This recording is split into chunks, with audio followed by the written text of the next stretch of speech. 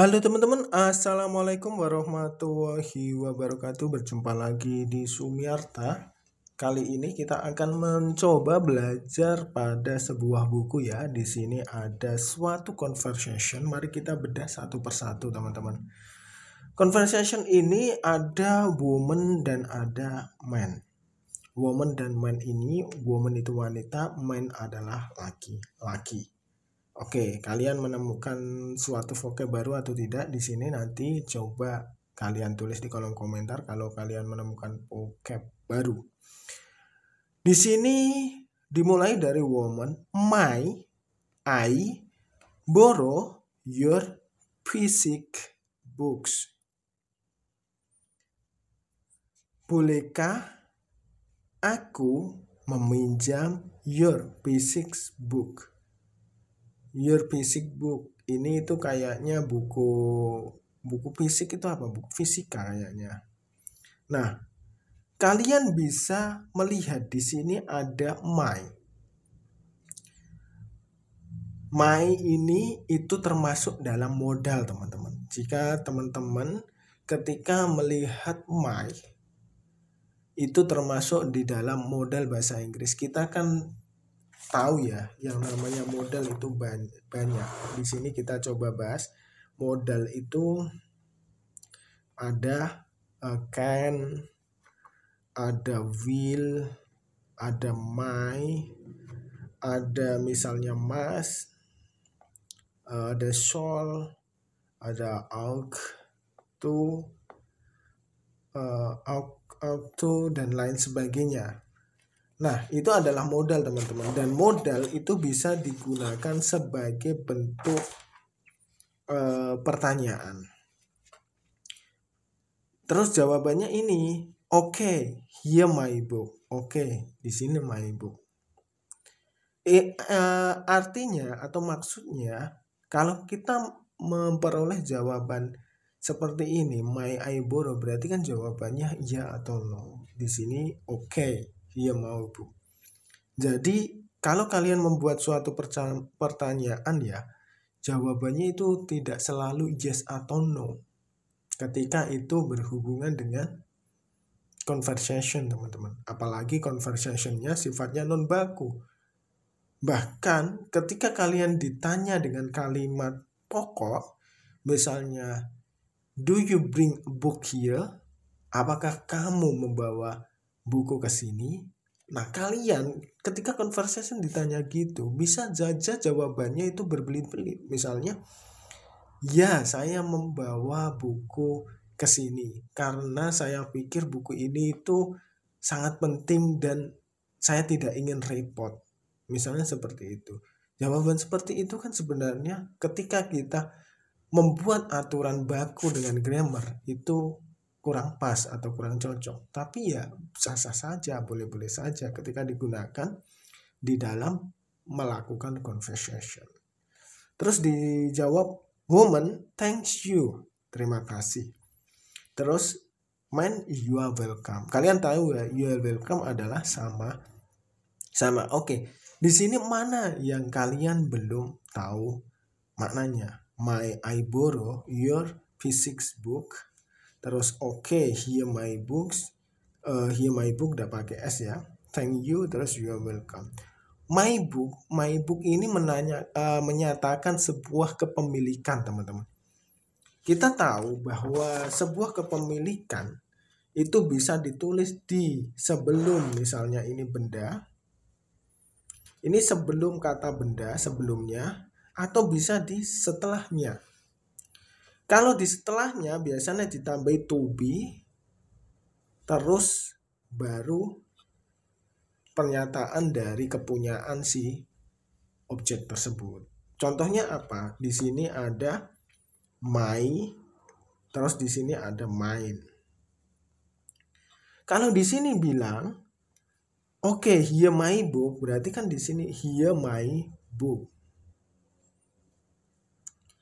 Atau here book is mine.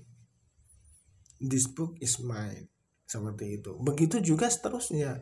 Kita sering melihat ada your misalnya di sini book, is yours.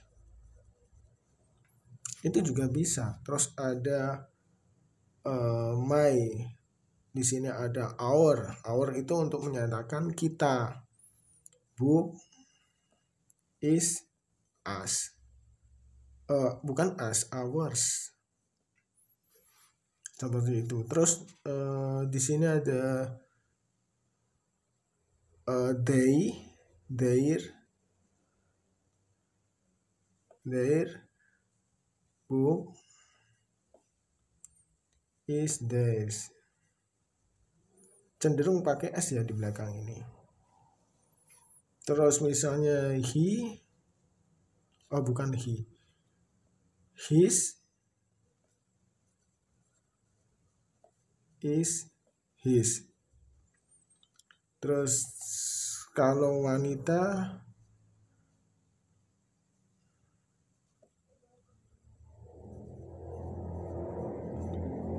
is hers. Kurang lebih seperti ini teman-teman. Jika mungkin ada yang salah, monggo dibetulkan. Tapi seingat saya ini my book terus is mine. Pokoknya ini kalau letaknya di belakang kalian menggunakan ini. Kalau letaknya di depan benda kalian menggunakan ini. My books, your book, our book, their book, his book, her book. Terus ada book is mine, book is yours, book is ours.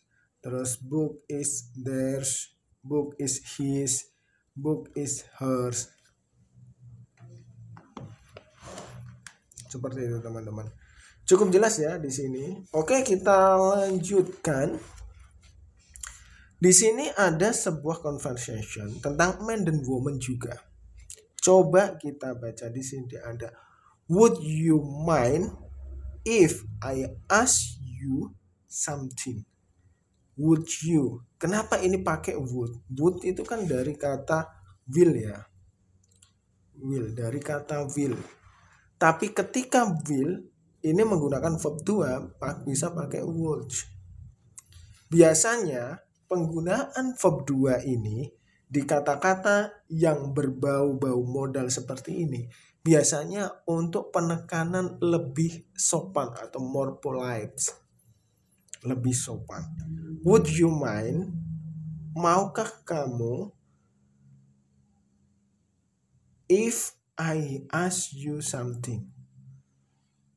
Maukah kamu? Would you mind? Mind itu memikirkan. Sudihkah kamu? Intinya seperti itu. Biasanya ini menjadi satu kesatuan. Would you mind? Sudihkah kamu memikirkan? Atau sudihkah kamu memberikan? Sudihkah kamu memberi atau sesuatu yang untuk menjadikan suatu pikiran atau kerelaan seperti itu teman-teman. Would you mind if I ask you something? Terus jawabnya sure, go ahead. Sure itu kan artinya tentu.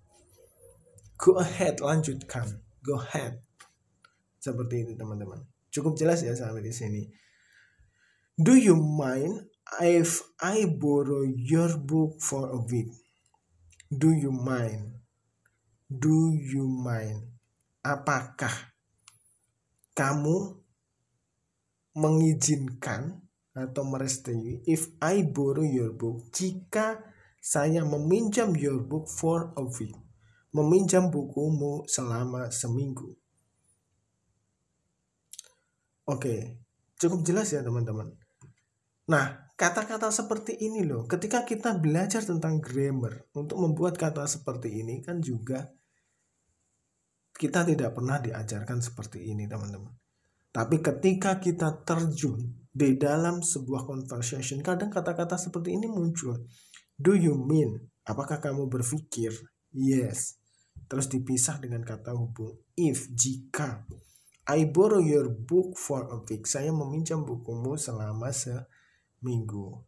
Seperti itu teman-teman.